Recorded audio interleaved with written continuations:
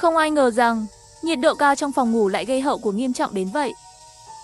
Cả thành phố bị cắt nước, cúp điện, thực phẩm hư hỏng, nguồn nước cạn kiệt. Mọi người vì sinh tồn mà quay ra sát hại lẫn nhau. Lúc này là 4 giờ sáng, khoảng thời gian nhiệt độ thấp nhất trong ngày. Thình thịch đến tiếng gõ cửa vang lên bên ngoài nhà tôi. Mỗi tiếng gõ như đập vào thần kinh yếu ớt của tôi. Có ai không? Bên quản lý chung cư giao nước đây. Nghe giọng nói vọng lại từ bên ngoài, tôi thoáng chút nghi ngờ. Ngay lập tức, tôi bật camera để quan sát bên ngoài. Trên màn hình của thật là quản lý tòa nhà. Chiếc áo sơ mi ướt đẫm mồ hôi dính sát người anh ta, ngả màu vàng hóa. Không còn vẻ gọn gàng, sạch sẽ thường ngày, anh ta trông bệ rạc. Trên tay cầm một túi đen nặng trĩu. Không rõ bên trong là gì. Anh ta gào lên, có ai ở nhà không? Quản lý giao nước đây.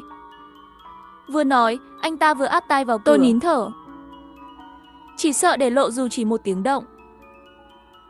Anh ta nghe ngóng một lúc, rồi ngước lên nhìn camera trên tường. Nhíu mày suy nghĩ, như chợt nhớ ra điều gì, anh ta tỏ vẻ thất vọng. Rút ra một chai nước từ túi và tu một hơi. Sau đó thở hổn hển, rồi lê bước chậm chạp sang gõ cửa nhà đối diện. Lúc này tôi mới thở phào, may mà camera không có đèn báo. Không thì tôi đã bị phát hiện. Liệu anh ta có thật sự giao nước không? Ngay sau đó, anh ta bước sang nhà đối diện, gõ cửa hỏi thăm. Không có ai trả lời. Anh ta thò tay vào túi. Lần này rút ra một chiếc búa đập mạnh vào ổ khóa cửa, mỗi cú đập đều phải dừng lại thở dốc. Căn phòng tôi đang ở được dán phim chống nắng, nên nhiệt độ thấp hơn ngoài trời khoảng 10 độ Bách phân. Nhưng ngay cả vậy, trong phòng vẫn như một lò hấp. Nhiệt kế đã hỏng, nhiệt độ trong phòng vượt quá 50 độ Bách phân. Ngoài trời chắc hẳn là 60 đến 70 độ Bách phân. Con người không thể hoạt động lâu trong nhiệt độ cao như vậy. Quả nhiên, sau 2 cú đập, anh ta đổ gục xuống đất vì kiệt sức. Nằm trên mặt đất, cơ thể anh ta co giật nhưng vẫn cố gắng lục túi lấy thêm chai nước khác. Anh ta tu một hơi lớn, rồi nhìn quanh với ánh mắt mờ đục. Tôi nhận ra cơ thể con người đã không còn chống chọi được với môi trường này nữa. Nhìn từ lồng ngực phập phồng, có thể thấy anh ta đang rất khó thở. Anh ta mở nắp nửa chai nước còn lại, uống một ngụm lớn. Uống xong, gắng sức bám vào tường đứng dậy, rồi lại giơ búa đập mạnh vào ổ khóa cửa. Lần này may mắn, ổ khóa bị phá vỡ.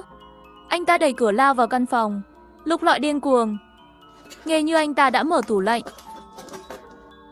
Sau đó là tiếng loảng xoảng của chai lọ rơi xuống sàn nhà. Người hàng xóm đối diện đã rời đi khi nhiệt độ bắt đầu bất thường. Trong nhà chắc không còn thức ăn. Dù có thì sau 3 ngày mất điện cũng đã hỏng. Quả nhiên, không lâu sau, tiếng thở dài tuyệt vọng vang lên từ bên trong. Anh ta lảo đảo bước ra ngoài và hướng lên tầng 2. Tôi mở cửa phòng chứa đồ, kiểm tra lượng xăng trong máy phát điện. Quạt thông gió hoạt động mạnh, tạm thời không cần lo nhiệt độ của máy phát. Kiểm tra xong, tôi quay lại tầng hầm. Bố tôi đang ngủ. Mẹ tôi lo lắng nhìn ra cửa, thấy tôi bước vào. Bà khẽ hỏi chuyện gì vừa xảy ra bên ngoài. Tôi vừa định trả lời thì nghe thấy tiếng bịch, như có thứ gì đó rơi từ trên cao xuống. Cả tôi và mẹ đều khựng lại. Bố tôi cũng giật mình tỉnh dậy. Có chuyện gì vậy? Chuyện gì đang xảy ra? Tôi vội bật camera điện thoại, nhìn thấy qua màn hình, tại bậc thềm có một người đàn ông nằm sóng xoài, áo sơ mi trắng trên người anh ta đã ngả vàng. Đó chính là quản lý chung cư. Tiếng động vừa rồi là từ cú ngã của anh ta. Sao anh ta lại nhảy lầu? Là vì tuyệt vọng sao? Hay có người đẩy anh ta? Nếu là vậy, thì ai là kẻ đó? Đợt nắng nóng khắc nghiệt này đến một cách bất ngờ. Ban đầu nhiệt độ khoảng 50 độ Bách phân, rồi lên 60 đến 70 độ Bách phân và tăng vọt lên 82 độ Bách phân chỉ trong vòng 10 ngày. Mọi người lúc đầu nghĩ đây chỉ là tình trạng tạm thời, nên không tích trữ đủ nhu yếu phẩm. Không ngờ mọi thứ càng lúc càng tệ hơn. Điện năng bị quá tải. Hệ thống cấp điện không thể hoạt động liên tục. Mất điện trên diện rộng. Thành phố chìm trong bóng tối và hỗn loạn. Mỗi ngày đều có những người vì không chịu nổi nhiệt độ mà qua đời. Nước sinh hoạt trở thành vàng lỏng. Mọi người tranh giành nhau từng giọt nước. Cắt điện cắt nước xảy ra đột ngột. Chức năng của thành phố bị tê liệt. Hỗn loạn sinh ra tội ác. Xã hội bắt đầu rối loạn. Từ 3 ngày trước khi mất nước và điện, Trong khủng hoảng sinh tồn, việc cướp bóc, giết chóc dần diễn ra. Vài ngày trôi qua, chung cư này còn lại bao nhiêu người sống? Không thể biết được. Những tầng trên không có che chắn, nóng hơn, chỉ có thể tiếp tục chịu đựng. Nếu họ có lắp tấm năng lượng mặt trời, 601 là căn hộ duy nhất đáp ứng được điều đó. Gia đình 3 người sống ở 601, 2 vợ chồng và một đứa con 3 tuổi. 2 người trông rất lịch sự, nhã nhặn, nhưng nghĩ đến họ có thể giết quản lý tòa nhà, tôi không khỏi rùng mình. Rất may, nửa tháng trước khi cảm thấy tình hình không ổn, tôi đã dự trữ đủ lương thực với lý do sửa nhà. Để không ai nghi ngờ, tôi kéo rác công trình từ nơi khác về chất đống ở cửa. Rồi làm như mọi thứ đã xong, khóa cửa cuốn lại, lái xe rời đi. Vẫy tay, tôi cười chào bảo vệ, nói rằng tôi đi nghỉ. Đúng lúc đó, quản lý tòa nhà đứng ở phòng bảo vệ, nghe thấy cuộc nói chuyện, nên vừa rồi ông ấy có lẽ nghĩ phòng tôi là phòng trống, nên không đập cửa tôi. Mẹ tôi vừa sợ vừa cảm thấy may mắn, vì chúng tôi giữ bí mật, không tiết lộ cho ai biết. Chúng tôi đang trốn ở đây. Tiếp theo, tôi lấy tay che miệng, suýt nữa hét lên kinh hoàng. Bố tôi cũng vội chạy tới khi nghe thấy. Tôi run rẩy đưa điện thoại ra. Trong video giám sát, một người đàn ông che kín toàn thân, không để lộ ra thịt dưới ánh nắng. Hắn ta lột quần của quản lý tòa nhà, dùng dao găm rạch phần thịt mông một cách thuần thục. Mẹ tôi cũng hoảng sợ lấy tay che miệng, mất một lúc lâu mới lấy lại bình tĩnh. Người đàn ông làm xong mọi thứ, rồi lần lượt nhìn lên các tầng, cuối cùng dừng ánh mắt ở tầng thượng do không thấy ánh mắt hắn. Nhưng hành động này cũng khiến tôi rợn người. Hắn ta đã nhắm vào 601, nhìn hắn rời khỏi khung hình giám sát. Tim tôi vẫn đập loạn nhịp. Mặc dù bật điều hòa, nhiệt độ trong hầm vẫn hơn 30 độ C. Như thể không khí ngừng chuyển động, tất cả đều đang nghẹt thở vì căng thẳng. Không khí ngột ngạt càng làm nỗi sợ và bất an lan rộng. Tôi băn khoăn mãi trong lòng, liệu có nên báo cho căn 601 về những gì vừa nhìn thấy, nhắc họ chuẩn bị sẵn sàng phòng thủ. Nhưng nếu nói ra với họ, thì cũng đồng nghĩa việc tôi bị lộ thông tin. Nhìn khuôn mặt mệt mỏi của bố mẹ, tôi quyết định từ bỏ suy nghĩ đó. Trong thảm họa, mọi thứ đều là ẩn số. Không ai biết nhiệt độ cao này sẽ kéo dài đến khi nào. Tôi chỉ muốn trong giây phút cuối cùng được ở cạnh gia đình mình. Lúc nào không hay, đã đến trưa, nhiệt độ lúc này có thể đã chạm ngưỡng 80 đến 90 độ C. Bố bảo tôi nghỉ ngơi, để ông thầy ca kiểm tra phòng phát điện và quan sát tình hình bên ngoài. Tôi dán một miếng dán hạ sốt, cảm giác chóng mặt, nhức đầu thuyên giảm đôi chút, rồi mơ màng chìm vào giấc ngủ. Trong lúc ngủ, đột nhiên nghe thấy tiếng động lớn, chưa kịp ngồi dậy thì thấy 4-5 người xông vào. Một trong số đó chính là gã đàn ông cầm dao tôi thấy buổi sáng. Bố tôi cầm cây gậy bóng chày che chắn cho mẹ. Nhưng làm sao ông có thể chống lại? 4-5 gã to con chưa kịp phản kháng đã bị đâm xuyên ngực. Máu đỏ tươi trào ra từ vết thương. Tiếng hét của mẹ cũng chìm trong im lặng. Tên đàn ông kia thì thầm bên tai tôi, lạnh lẽo. Chuột con, trốn kỹ thật đấy. Nhưng vẫn bị tao tìm ra rồi. Hắn vừa nói vừa ấn dao vào cổ tôi, mạnh hơn. Cơn đau lập tức ập tới. Không biết bao lâu sau, tôi bỗng bật dậy khỏi giường như lò xo. Mẹ tôi vội chạy tới, đặt nồi xuống, lo lắng hỏi, con sao thế? Bố tôi nghe tiếng la của tôi, liền vội mở cửa chạy vào. Không sao đâu, đừng sợ. Có bố ở đây rồi. Nước mắt tôi không ngừng tuôn rơi, cứ thế trào ra. Giấc mơ ấy quá thật. Chỉ nghĩ đến việc có thể mất họ, tim tôi đau nhói không ngừng.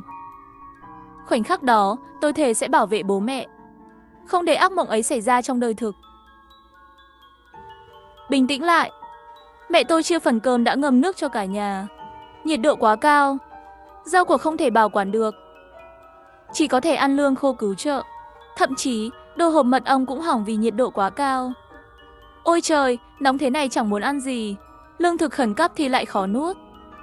Để duy trì thể lực, chỉ còn cách ép bản thân từng miếng một.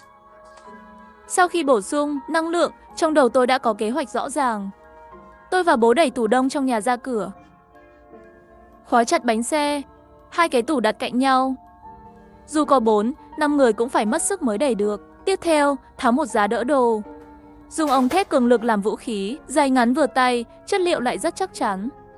Làm xong thì mồ hôi vã như tắm. Tôi vội chui về hầm trú ẩn, dán miếng hạ sốt lên trán, làm dịu cái đầu như sắp nổ tung. Bất giác, thời gian cũng trôi đến tối.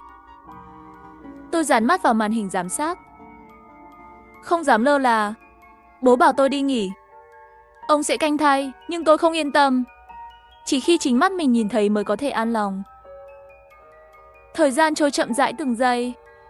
Đến 1 giờ sáng, cuối cùng tôi cũng thấy bóng người trên màn hình. Bọn họ dùng đèn pin soi khắp hành lang. Nhìn thấy cửa đối diện mở toang, một người bước vào lục soát một vòng, sau đó ra ngoài lắc đầu với những người khác. Người dẫn đầu quay nhìn cánh cửa được gia cố của nhà tôi. Một người nào đó khẽ nói gì đó, nhưng âm thanh quá nhỏ, không nghe rõ. Người đàn ông đó liếc nhìn vào camera, rồi quay người bước lên tầng 2. Những người phía sau lặng lẽ đi theo, tôi đếm được. Có 5 người, mỗi tầng. Họ đều lục soát từng chút một. Tiếng kính vỡ, tiếng đồ đạc đổ vỡ vọng xuống từ phía trên. Chưa đầy 1 tiếng sau, cả bọn lầm bầm chửi rủa rồi lục tục đi xuống. Có vẻ như chúng chẳng tìm thấy gì ở căn 601. Trở lại tầng 1, mỗi người đều thở hồng hộc. Người đàn ông kia hỏi kẻ vừa nói chuyện. Chắc chắn chứ? Không sai, những ánh mắt trao đổi qua lại cuối cùng đều đổ dồn về phía cửa nhà tôi. Chuyện đến rồi cũng phải đến. Tiếng đập cửa vang lên trong đêm tĩnh mịch, khiến mọi dây thần kinh tôi căng như dây đàn, sợ hãi xen lẫn hưng phấn. Tôi nắm chặt cây vũ khí trong tay, trong đầu mường tượng mọi hành động sau khi cửa bị phá. Từng bước một. Chẳng bao lâu sau, cánh cửa trở nên tàn tạ. Dù tôi đã thêm 2 lớp khóa, không quá 15 phút nữa, cửa cuối cùng cũng bị phá tung. Khoảnh khắc cánh cửa mở ra, luồng hơi nóng từ bên ngoài tràn vào. Có người reo lên vui mừng. Có người ở đây, nhiệt độ ở đây thấp hơn chỗ trước nhiều. Chúng ta có thể ở lại đây rồi. Đừng nói nhiều, nhanh dọn dẹp đồ chắn cửa đi. Để bọn tôi dọn chướng ngại vật, còn người trong nhà cứ để tôi lo. Giọng nói này lạnh lẽo khiến người ta sởn da gà. Tiếng bánh xe ma sát sàn nhà kêu kèn két. Tim tôi cũng đập nhanh hơn. Chẳng bao lâu, 2 chiếc tủ lạnh bị đẩy ra tạo thành khe hở. Mọi người hét lên vui mừng, họ dồn sức đẩy tiếp. Khe hở càng lúc càng rộng hơn. Đám cướp hưng phấn lao vào và nhanh chóng tìm thấy tầng hầm. Người dẫn đầu tiến về phía tôi. Tôi trốn trong góc, hoảng loạn hét lên. Đừng lại gần, các người muốn gì? Tôi sẽ đưa hết. Người đàn ông đó nhìn tôi, lạnh lùng cười khẩy. Chuột con, ngoài mày ra còn ai trong này? Tôi run rẩy đáp. Chỉ có mình tôi, xin các người tha cho tôi có nước. Vừa nói, tôi vừa ném mấy chai nước về phía họ. Nước lạnh từ tủ đông khiến cả bọn phấn khích. Họ tranh nhau mở nắp chai, ngửa cổ tu một hơi.